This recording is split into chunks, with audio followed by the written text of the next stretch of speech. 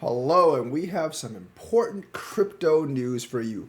Critical moment is building up tomorrow, and that's right, it is the start of the Coinbase SEC case. Now, this affects all altcoins, as this pertains to the secondary market, which all the judges have refused to actually rule on. So, this would set a pretty big precedent. The SEC is suing Coinbase for 12 coins that it claimed that Coinbase listed as unregistered securities. Now, just because your coin isn't on that list does not mean your coin is getting off free. The SEC will use this as a precedent to bear on other coins. So you really want the SEC to win this. If you guys have been wondering why I'm cheering for maybe scoundrels like Do Kwon and Richard Hart against the SEC, because I want them to beat the SEC so they can shut the SEC up about its securities issue, because I really, really don't like the SEC over this specific issue, trying to claim that all coins are securities. And the more coins that prove themselves to not be securities, the weaker the SEC argument gets. Because the Howey test doesn't really work for crypto.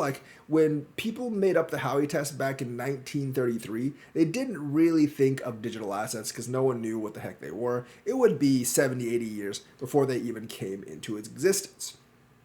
So basically, this is right after the ETF came out.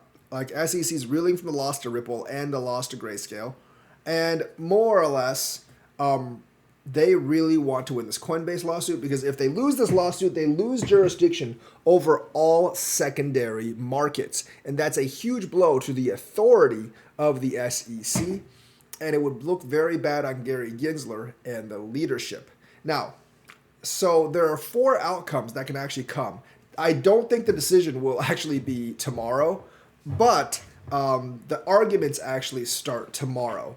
So there's 4 I think John Deaton has also said that Coinbase has a pretty good chance of getting it dismissed because the SEC is not really following the law, which is true. The SEC has not been really good at following laws in regards to crypto, and they've been really overstepping, and that's why they've been losing these lawsuits. There are 4 total outcomes that's possible. The best one we can hope for is an outright win for Coinbase, but let's actually go over the 4 possible outcomes. The SEC is suing Coinbase for 2 different things. One, it's suing Coinbase for listing unregistered securities. And 2, it's actually suing Coinbase for the staking business. So the 4 outcomes is a outright win for the SEC, which would be really bad. And an outright win for the SEC does not mean these things are securities. It just means the Coinbase has failed to get the case dismissed. They'll have to go to a year of discovery on the case, and that will drag out, and maybe Coinbase will delist some coins in that process. That is not what we want, because that really is a cliffhanger for the next year, 2 years, as they fight this case. And it would present a very, very low bar for the SEC, and that means it only has to show that their claim is plausible. They don't have to, they basically don't have to have any real evidence going into the case. They just have it's a possibility, so we'll grant you the case. That's not what we want. That would be the worst decision. Of course, the best solution is Coinbase has an outright victory. They can actually grant the Coinbase motion with prejudice, which means the SEC can't sue again under the same terms, but the SEC can appeal at a higher court. As you've seen with appeals, they generally do not work in cases like this. And when the SEC asked for an interlocutory appeal, it got completely denied by Torres. And they have not filed an overall appeal in the Ripple case yet. And obviously the SEC has filed an amendment brief saying that this judge should take the Terra Luna case into consideration. But if they take the Terra Luna case into consideration, they should take the Ripple case into consideration. So I don't think that plays out in the SEC's favor. So I don't know how likely an outright victory is. I'm hoping for one, because that means Coinbase can offer all these coins, and Coinbase can indeed offer staking as well. They can also win a more narrow victory, which is sort of what I expect.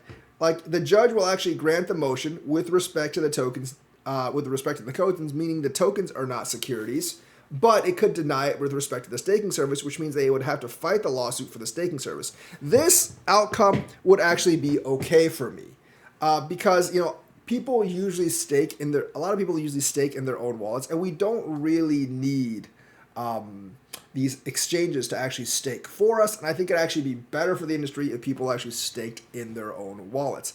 I think at this point, this would hurt Coinbase, but not all that badly because they have other business options, like with the secondary market, which they've been allowed to do, and they're also expanding internationally. Like, my main purpose for this case is to make sure that these tokens or coins are not securities. So this particular result would actually please me because it would get the main point across. And the SEC would not be able to sue other exchanges at least not that much, for them listing securities. If they lose the Coinbase case and it gets dismissed, it makes sense that they will dismiss the Binance case, and all the Kraken cases and stuff they will actually lose. They're all sued under the same principle, under the same set of circumstances. So if the judge decides in the Coinbase case that it's dismissible, the SEC doesn't have a point, they will probably lose all those other lawsuits as well. So the third outcome, which I think is the most likely one, I would be fine with as well. The final unlikely outcome is the judge grants Coinbase's motion but allows the SEC to amend certain deficiencies. I don't exactly know what that entails. I think this actually dismisses the lawsuit, but it allows the SEC to sue again after it amends their complaint. So this solves the problem, but doesn't really solve the problem, which kind of makes it almost entirely pointless to issue this kind of thing, it seems like. So I don't think the judge is going to issue that. We're hoping for number 2, which is Coinbase wins a complete outright victory, stomping the SEC into the ground and sending Gary Gensler crying back home with his tail between his legs. But option 3, a limited victory, would suit me almost as well.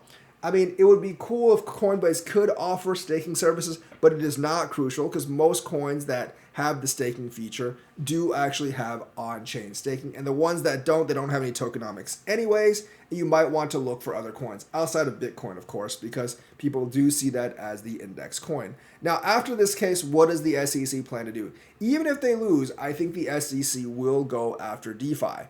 But the thing is, with every single loss piling up in the SEC, they lose more and more credibility. Gary Gensler looks worse and worse. And hopefully, regardless of who wins the election in November, he will get replaced as SEC commissioner, either because the other party comes into power or because he's been such a failure that Biden has to appoint someone else. So that's actually what we have for the scoop. We just need the SEC not to win outright. As long as they don't win outright, I think it's going to be a victory for us either way. And this is very important because it determines the fate of crypto in the United States. And I know some of you from other countries are like, the world doesn't revolve around you. Financially, it actually kind of does. Maybe like diplomatically it doesn't, but financially it kind of does. America, by far, has the most investment money. And if you look at crypto, the second biggest investment country for investment, China, doesn't even allow crypto trading within its borders outside of Hong Kong. So you don't really have that many options there with China. And of course, there are like smaller countries like El Salvador, Taiwan's looking at making crypto legal tender. There's a lot of that stuff, but the huge amount of investment money does actually come from America. The EU is obviously next, but they also have problems with regulations as well. So this is critically important for the entire crypto industry. We will not get I don't think we'll get a ruling tomorrow, but we could get one quickly within the following months. I don't think the SEC's case is really that strong, and therefore I have high hopes that Coinbase will actually win this case. In other important news, the IRS has rolled back some of their regulations, saying that for crypto tax rules, and they exempted transactions over $10,000 from reporting. I don't think the IRS is ready for the data, and I don't really know how much they can actually enforce this new rule. So rejoice, people. If you didn't want to report to the IRS for transactions over $10,000 in crypto, you don't have to. And I think they are actually reconsidering the rule because they realize how burdensome it would be, and how unnecessary and unwarranted it is in some cases. So the decision follows a revision of the Infrastructure Investment and Jobs Act by the Treasury and the IRS. According to Jan 6 announcement from the IRS, at this time, digital assets are not required to be included when determining whether cash received in a single transaction or two or more related transactions meets the reporting threshold. The new rules reportedly received by crypto investors. Obviously, I think it actually makes like validators and stuff very hard out to actually follow these rules. So they're probably like revising them at this point. So basically, like, I think they're also afraid that people will just won't report if they do something like this. So they're definitely revising the rules to make it more amendable to crypto investors. And there's a lot of pro-people crypto in Congress at this point, so they might have a hand in it as well. So the IRS said it and the Treasury intended to issue proposed regulations concerning digital assets reporting, but didn't state when they intend to introduce them. It might be another year or two before you have to report these transactions. I think what's going to happen is you're going to have to report eventually some of them, but not all of them. And it's going to be very, very interesting to see how this actually all works out. But right now, at least, it's a minor victory. So IRS states that, from Twitter, IRS states that 60501, a problematic provision of the infrastructure bill requiring reporting digital asset transactions over 10K, isn't effective until there's more rulemaking, a positive step forward given its impossibility and breadth of reporting required, which is absolutely true. So rejoice. You may not have to report those transactions yet, but that does not mean you don't have to pay taxes. If you actually made money in crypto, you still have to pay taxes. You just don't have to like report like certain transactions to the IRS and not get in trouble for doing so. So that's the news for today. Let me know what you think. Like and subscribe. Hit that bell notifications button. Thank you and have a nice day.